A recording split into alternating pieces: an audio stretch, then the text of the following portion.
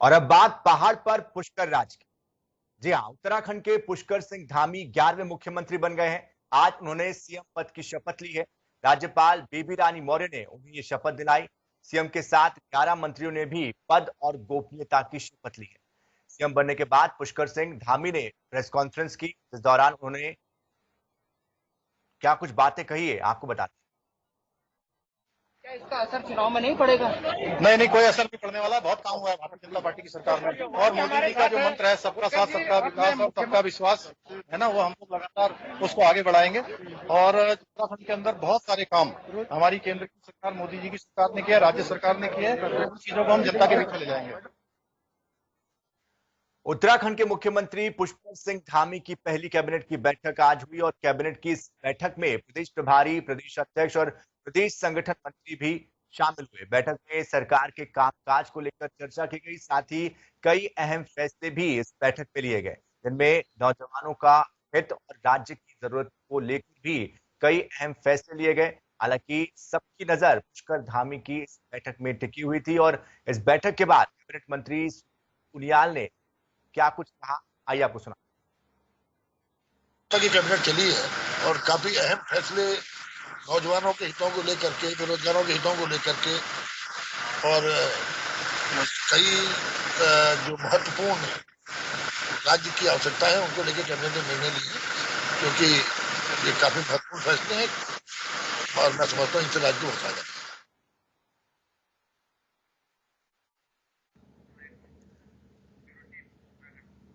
तो इस बैठक में क्या कुछ हुआ, इस पर विस्तार से जानकारी देने के लिए हमारे साथ योगेश राणा उत्तराखंड से हमारे साथ जुड़ रहे हैं, जो कि ब्यूरो चीफ है उत्तराखंड के।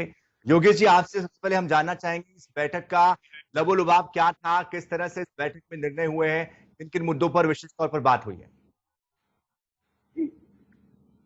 देखिए, उत्तराखंड में कई दिन की राजनीतिक गहमा गहमी के बाद एक जो हलचल मची हुई थी, जो उठापटक हो रही थी, वो सस्पेंस खत्म हो गया है। सस्पेंस की फिर नाराजगी, मान मनोबल के बाद आखिरकार पुष्कर सिंह धामी ने शपथ ले ली है और वे प्रदेश के मुख्यमंत्री बन गए हैं। मुख्यमंत्री बनने के बाद उन्होंने अपनी लाइन तैयार करनी शुरू कर दी है और ये जो कैबिनेट की मीटिंग है, इसमें सभी मंत्री शामिल हुए हैं, सभी अफसर शामिल हुए हैं कि उसी लाइन पर आज काम करने का एक प्रयास कर रहे हैं। शपथ लेने के बाद पुष्कर सिंह धामी ने जो पहला बयान दिया, उनका पहला बयान था नौजवानों को लेकर। उन्होंने कहा उसको युवा के तौर पर पेश कर रहे हैं, वो युवा है, पहली बार वो सीधे से मुख्यमंत्री बने हैं। उन्होंने नौकरियों को लेकर बात की और कैबिनेट में भी उसी दिशा में आगे बढ़ने का ये प्रयास कर रहे हैं। कैबिनेट के फैसले उसी कैबिनेट में क्या क्या विस्तार से फैसले हुए उसकी जानकारी अभी आ रही है। उसमें तय है कि पुष्कर सिंह धामी ने जो अपना एजेंडा बनाया है और एक लाइन जो खींच रहे हैं, वो युवाओं को लेकर, रोजगारी को लेकर, बाढ़ को लेकर और फूड सैनिक को लेकर, यही उत्तराखंड के बड़े मुद्दे हैं। वो पहले दिन से कह रहे हैं और आज भी उनके बयान में सीधे सीधे यही चलता है। बार बार कह रहे का बेटा हूँ, पहाड़ से आता हूँ, वो पिथौरागढ़ की कोशिश करते हैं। हालांकि वो मैदान कटिंगा सीट से चुनाव लड़ते हैं, वहां से 2 बार विधायक बने हैं, लेकिन वो अपनी जन्मस्थली को बताते हैं पिथौरागढ़ के घाट से आता हूँ, युवाओं के बीच रहा, युवा के लिए मैंने काम किया है और बेरोजगारी कोविड के कारण नौकरियां गई है, प्रयास किए जाएंगे, इसी दिशा में आगे बढ़ा जाएगा। आज पूरी कैबिनेट की बैठक केवल इसको उनके फैसलों तक सीमित कर देखा जाना पूरा सा रह जाएगा। बिल्कुल योगेश जी, लेकिन जिस तरह से सतपाल महाराज, हरक सिंह रावत, बशीरधर, जसपाल आर्य, बिशन सिंह, तमाम लोगों ने शपथ ली है, तो क्या वो इस बैठक में मौजूद थे और क्या जो नाराजगी थी, क्या अब वो दूर हो चुकी है? जो बैलेंस करने की बात हो रही थी, क्या वो बैलेंस हो चुका है? ये जो बैठक हुई है और बैठक के पहले बीजेपी संगठन के साथ सभी मंत्रियों की बैठक हुई है, ये इसी दिशा में है कि मुख्यमंत्री की शपथ लेने के बाद सीधे बीजेपी दफ्तर में संगठन के बड़े अधिकारियों के साथ जिला प्रदेश अध्यक्ष भी रहे हैं मदन कौशिक और सभी लोग सब मंत्री रहे। उन्होंने एक मीटिंग की और मीटिंग करने के बाद मीटिंग में तय हुआ कि चिंतन शिविर में रामनगर में जो निर्णय लिया गया, जो चिंतन हुआ कि उत्तराखंड में 60% दाने का खेती करेगी। उसके तुरंत बाद कैबिनेट की मीटिंग बुलाई गई। तो ये आप बिल्कुल सही कह रहे हैं कि जो एक नाराजगी का दौर चला, मान मनोबल का दौर चला, ये मैसेज देने का प्रयास किया गया कि सब ठीक है, पार्टी के अंदर ठीक है। शपथ के तुरंत बाद संगठन के साथ मीटिंग, संगठन के तुरंत बाद कैबिनेट के साथ मीटिंग, और कैबिनेट मीटिंग खत्म होने के बाद जो बात की गई फैसले लिए गए उनके बारे में अभी तक कोई जानकारी आई है कि युवाओं के लिए काम किया जाएगा, युवाओं की नौकरी पर फैसले हुए हैं। बिल्कुल, जाहिर तौर पर भविष्य को देखते हुए सब कुछ ठीक है, ये संदेश देने की कोशिश हुई है। बहुत बहुत शुक्रिया योगेश जी आपका इस बातचीत के लिए, तमाम जानकारी के लिए। सुबह भी उप मुख्यमंत्रियों से, पूर्व मुख्यमंत्रियों से मुलाकात की थी वर्तमान सीएम पुष्कर सिंह धामी ने, और उनसे भी बात करके आने वाले भविष्य के लिए एक तरीके से उनके साथ मिलकर चलने की बात का एक संदेश देने की कोशिश की थी। बहरहाल आगे इस पर आपसे और अपडेट्स हम देते रहेंगे भविष्य के लिए, किस तरह से आगे यहाँ बदलाव होते हैं, इस पर आप नजर बनाए रखें। चलिए रुक करते अगली खबर का। पुष्कर सिंह धामी आज मुख्यमंत्री पद की शपथ ले चुके हैं। राज्यपाल बेबी रानी मौर्य ने उन्हें ये शपथ दिलाई। वहीं बीजेपी में कई नेताओं की नाराजगी भी चलने की खबरें सामने आ रही थी। आम आदमी पार्टी के प्रदेश प्रभारी दिनेश मोहनिया का बयान भी सामने आया।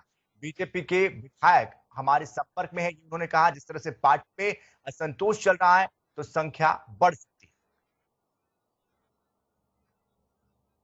विधायकों की संख्या के बारे में तो आप बेहतर बता सकते हैं, लेकिन जैसा कि हमने पिछले दिनों भी कहा था कि भारतीय जनता पार्टी के कुछ विधायक हमारे संपर्क में हैं और जिस प्रकार का असंतोष अभी दिख रहा है, निश्चित तौर पे संख्या और बढ़ेगी। और मेरा आपको ये कहना है कि जल्द ही हम आपको कुछ खुशखबरी देंगे कि कुछ विधायक जो है वो आम आदमी पार्टी में सम्मिलित हो रहे हैं। और मेरा मानना है कि 2022 के चुनावों में नए राजनीतिक समीकरण जन्म ले रहे हैं और 2022 का जो चुनाव है वो केवल भारतीय जनता पार्टी और आम आदमी पार्टी के बीच में रहने वाला है। इस पूरे चुनावी समर में मैं कांग्रेस को कहीं पे नहीं देख रहा हूं। हरिद्वार में जेके टायर कंपनी के खिलाफ कर्मचारी विरोध कर रहे हैं। पिछले करीब 1 महीने से कर्मचारी अपनी मांगों को लेकर विरोध कर रहे हैं। बता दें कि यूनियन बजरंग संगठन के अध्यक्ष अशोक ने कहा है कि अगर कंपनी कर्मचारियों की मांगे नहीं मानेगी तो आंदोलन सड़कों पर होगा। वही मांगे पूरी ना होने पर आत्मदाह करने की भी चेतावनी दी। जगह चिन्हित कर रहे हैं कहां बैठना है। श्रमिकों के वेतन वृद्धि में 11,000 रुपए की वेतन वृद्धि है और श्रमिकों के लिए आवासीय कॉलोनी है, श्रमिकों के बच्चों के लिए स्कूल की सुविधा है और इसमें आरपीडब्ल्यू का मुद्दा है। आरपीडब्ल्यू को परमानेंट करना और उनका समान वर्क समान वेतन का मामला है और छुट्टियां होती हैं हमारी जो कि वार्षिक लीव होती है उनको उनकी बढ़ोतरी होती है, उसमें बढ़ोतरी की जाए। हमारी मांगे नहीं मानती तो हमारा अभी ये जो चल रहा है तो इसके कैवेंडिश टायर के खिलाफ प्रदर्शन ये जारी रहेगा और हमारा अभी पीएलसी महोदय के संज्ञान में मामला चल रहा है। इसके बाद हम कोर्ट जाएंगे, अगर वहां पर भी नहीं निपटता है तो फिर भूख हड़ताल होगी, आत्मदाह होगा और लगातार चलता रहेगा। सड़कों पर उग्र प्रदर्शन होगा। ज्वालापुर भाजपा विधायक सुरेश राठौर की मुश्किलें कम होने का नाम नहीं ले रही।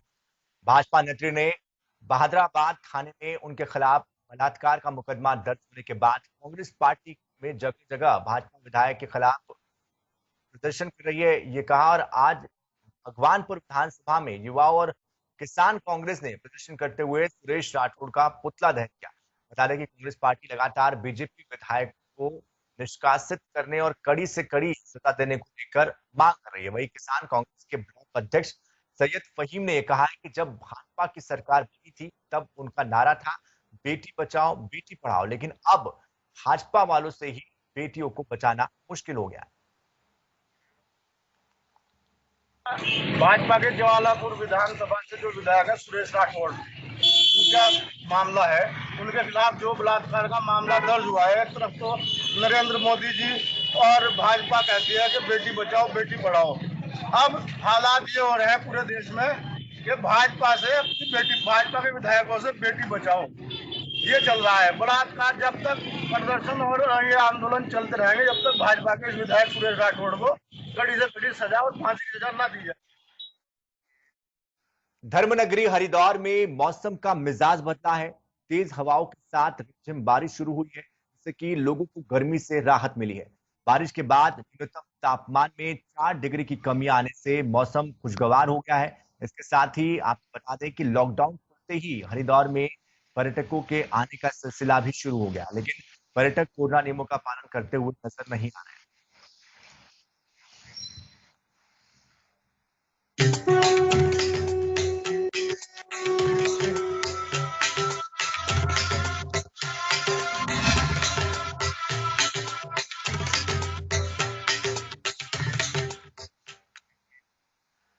देवभूमि में तमाम राजनीतिक उठापटक के बाद पुष्कर सिंह धामी ने सीएम पद का शपथ ग्रहण कर लिए सीएम पद की, और इस मौके पर सीएम योगी आदित्यनाथ ने भी ट्वीट करते हुए पुष्कर सिंह धामी को शुभकामनाएं दी है। उन्होंने कहा कि देवभूमि उत्तराखंड के मुख्यमंत्री पद की शपथ लेने पर श्री पुष्कर सिंह धामी जी को अनंत बधाई और शुभकामनाएं। पूर्ण विश्वास है कि आदरणीय प्रधानमंत्री जी के मार्गदर्शन और आपके नेतृत्व में उत्तराखंड सर्वांगीण विकास के नित नए मानक स्थापित करेगा।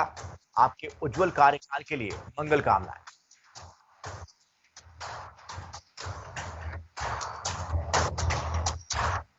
वहीं देश के गृह मंत्री अमित शाह ने भी ट्वीट करते हुए पुष्कर सिंह धामी को बधाई दी है। उन्होंने कहा है कि पुष्कर सिंह धामी जी को उत्तराखंड के मुख्यमंत्री के रूप में शपथ लेने पर हार्दिक शुभकामनाएं। मुझे विश्वास है कि प्रधानमंत्री नरेंद्र मोदी जी के नेतृत्व में आप पूरी निष्ठा और समर्पण भाव से देवभूमि उत्तराखंड की विकास यात्रा और जन कल्याण के कार्यों को नई ऊर्जा और गति प्रदान करेंगे।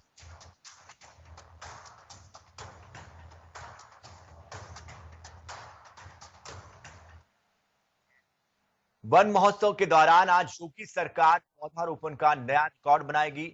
आज 25 करोड़ पौधे लगाए जाएंगे। इस मौके पर राज्यपाल आनंदीबेन पटेल झांसी में तो मुख्यमंत्री योगी आदित्यनाथ सुल्तानपुर में पूर्वांचल एक्सप्रेस वे के किनारे पौधारोपण की शुरुआत करते हुए दिखाई दिए। इसके अलावा जिले के प्रभारी मंत्री और नोडल अधिकारी भी अपने अपने प्रभार वाले जिलों में पौधारोपण करने के साथ पौधों की निगरानी करने वाले हैं। में योगी सरकार के कार्यकाल में वन महोत्सव के दौरान अब तक अलग अलग प्रजातियों के 60 करोड़ से ज्यादा पौधे लगाए जा चुके हैं। पर्यावरण दिवस के और अन्य मौकों पर लगने वाले पौधों की संख्या इसके अतिरिक्त है। इस तरह इस साल मिशन 30 करोड़ के तहत इन पौधों की संख्या को अगर जोड़ दिया जाए तो संख्या 100 करोड़ के करीब पहुंच जाएगी। लोग अधिक से अधिक पौधे लगाए, इसके लिए सरकार ने पौधे लगाओ इनाम पाओ के नाम पर एक प्रतियोगिता की भी शुरुआत की।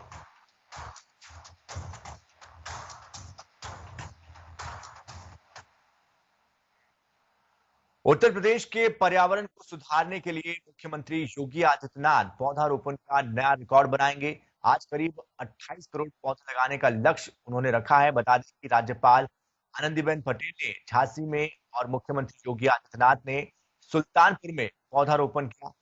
इससे पहले सीएम योगी आदित्यनाथ ने 1 जुलाई को लखनऊ में पीपल का एक पौधा लगाया। के प्रभारी मंत्री और नोडल अधिकारी भी अपने अपने प्रभार वाले जिलों में पौधारोपण करने पहुंचे। तो हरदोई, श्रावस्ती, लखनऊ, अमेठी, सुल्तानपुर, बहरीच ये तस्वीरें जहां पर पौधारोपण किया गया।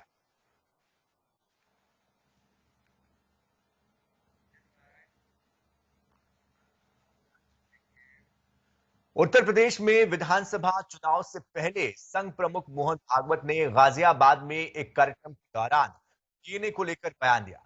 मुस्लिम राष्ट्रीय मंच के प्रोग्राम में संघ प्रमुख भागवत ने कहा कि सभी भारतीयों का डीएनए एक ही है, भले ही वो किसी भी धर्म के क्यों ना हो। उन्होंने कहा कि हिंदू मुस्लिम एकता की बातें भी भ्रामक है, क्योंकि ये दोनों अलग नहीं बल्कि एक है।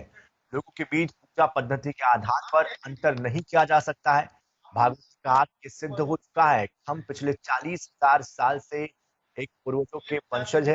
भागवत का ये बयान ऐसे वक्त में आया है जब यूपी से लगातार जबरन धर्मांतरण की खबरें हैं वो सामने आ रही है। योगी सरकार ने धर्मांतरण को लेकर सख्ती भी अपनाई। हिंदू मुसलमान एकता, हमारा तो विचार ऐसा है कि ये शब्द ही बड़ा भ्रामक है। ये दो है ही नहीं, एकता की बात क्या है? इनको जोड़ना चाहिए, जुड़े हुए हैं, ये जुड़े हुए हैं। और ये जब मानने लगते हैं कि हम जुड़े हुए नहीं हैं, तब दोनों संकट में पड़े। बात यही हुई है, हम समान पूर्वजों के वंशज हैं। अब ये विज्ञान से भी सिद्ध हो चुका है। 40,000 साल पूर्व से हम भारत के सब लोगों का डीएनए, सब लोगों का निरपवाह डीएनए समान है। उत्तर प्रदेश के पूर्व मुख्यमंत्री कल्याण सिंह का स्वास्थ्य बेहद खराब है। तबीयत बिगड़ने के बाद उन्हें डॉक्टर राम मनोहर लोहिया आयुर्विज्ञान संस्थान से एसजीपीजीआई रेफर कर दिया गया है। बताया जा रहा है कि हालत अब भी नाजुक बनी हुई है और आईसीयू में उन्हें शिफ्ट किया गया है। डॉक्टर्स का कहना है कि अगले 24 घंटे बेहद महत्वपूर्ण है। वहीं सीएम योगी के बाद अब रक्षा मंत्री राजनाथ सिंह और डिप्टी सीएम केशव प्रसाद मौर्य भी पूर्व मुख्यमंत्री से मिलने पहुंचे।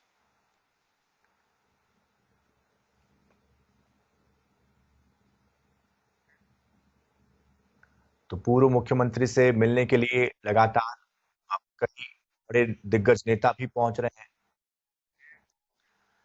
वहीं उत्तर प्रदेश में यूपी जिला पंचायत अध्यक्ष चुनाव में सामने आए परिणामों को लेकर हाल ही में बनाए गए यूपी बीजेपी प्रदेश उपाध्यक्ष ए.के. शर्मा ने ट्वीट किया। ए.के. शर्मा ने ट्वीट करते हुए लिखा है कि उत्तर प्रदेश जिला पंचायत चुनाव में भाजपा की विजय विकास के लिए जन समर्थन है।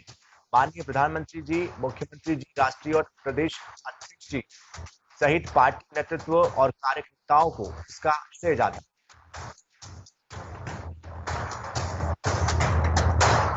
तो ए.के. शर्मा ने ये ट्वीट किया है, प्रदेश उपाध्यक्ष बीजेपी।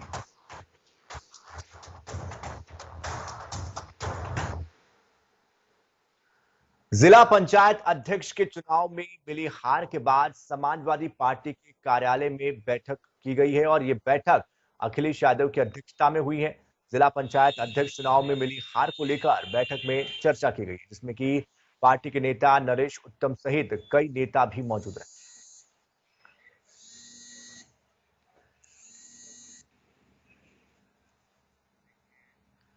महोबा के लहचूरा डैम में केंद्रीय जल शक्ति मंत्री गजेंद्र शेखावत और प्रदेश जल शक्ति मंत्री डॉक्टर महेंद्र सिंह पहुंचे। 2600 करोड़ की लागत से तैयार अर्जुन सहायक फीडर काशीपुरा पेयजल परियोजना का स्थलीय निरीक्षण उन्होंने किया। जल शक्ति मंत्री ने आल्हा उदल की धरती को प्रणाम भी किया। कहा कि देश में पहली बार उत्तर प्रदेश के मुख्यमंत्री ने जल शक्ति मंत्रालय का गठन किया है, जो कि जल संसाधन को लेकर काम करता है। बताया जा रहा है कि प्रधानमंत्री नरेंद्र मोदी जल्द ही परियोजना का लोकार्पण करेंगे।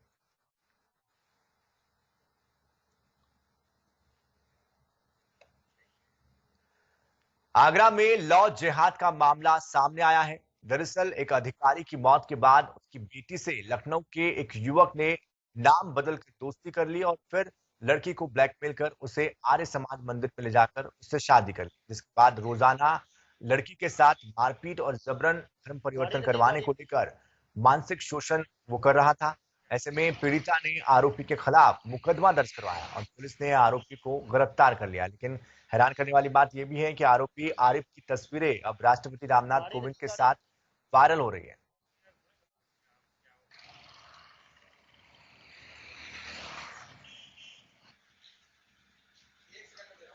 तो सोशल मीडिया पर ये तस्वीरें वायरल हो रही है। थाना क्षेत्र सदर में एक पीड़िता के एप्लीकेशन के ऊपर जांच की गई थी और उसके एप्लीकेशन में कई सारी चीजें उसमें उन्होंने लिखी थी। एक व्यक्ति जिसका नाम आरिफ है, क्योंकि अपने खुद को किसी अन्य नाम से महिला के सामने जो है वो उसने प्रस्तुत किया था, संबंध जो है वो एस्टैब्लिश किए थे महिला के इसी प्रार्थना पत्र पे और इसमें मुकदमा पंजीकृत किया गया है। मुकदमा जो है 307, 376, 377, 386 क्योंकि एक्सटॉर्शन भी इसमें करता था ये।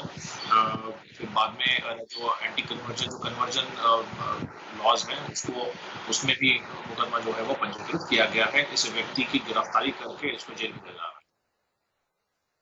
कोरोना की तीसरी लहर को लेकर आईआईटी के प्रोफेसर मनिंद्र अग्रवाल ने कहा है कि कोई भी तीसरी लहर को लेकर अनुमान नहीं लगा सकता है।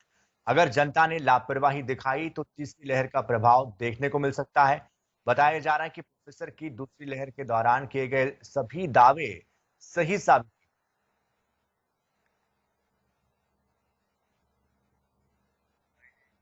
हमने अभी हाल में ही पूरी की है कैलकुलेशन मॉडल के द्वारा। तो उसमें एक चीज जो सबसे महत्वपूर्ण है ये समझना कि तीसरी लहर कब आएगी इसको कोई प्रेडिक्ट नहीं कर सकता। उसका कारण ये है कि तीसरी लहर निर्भर करती है इस पे कि कोई नया म्यूटेंट जो ज्यादा तेजी से फैलने वाला हो वो आ जाए, या लोग जो सावधानी बरत रहे हैं अभी वो सब छोड़ दें जैसे मार्च में हुआ था इस साल। तो सभी विशेषज्ञों की कोरोना संक्रमण को लेकर एक ही राय है कि सोशल जो डिस्टेंसिंग की बात कही जाती है, मास्क लगाने की जो बात कही जाती है, कोरोना गाइडलाइन की जो बातें कही जाती है, उसका अगर हम पालन करेंगे तो तीसरी लहर को हम रोक सकते हैं। बहरहाल इस बुलेटिन में इतना ही, लेकिन ताजा खबरों के लिए, अपडेट्स के लिए आप बने रहिए जनता टीवी के साथ। नमस्कार।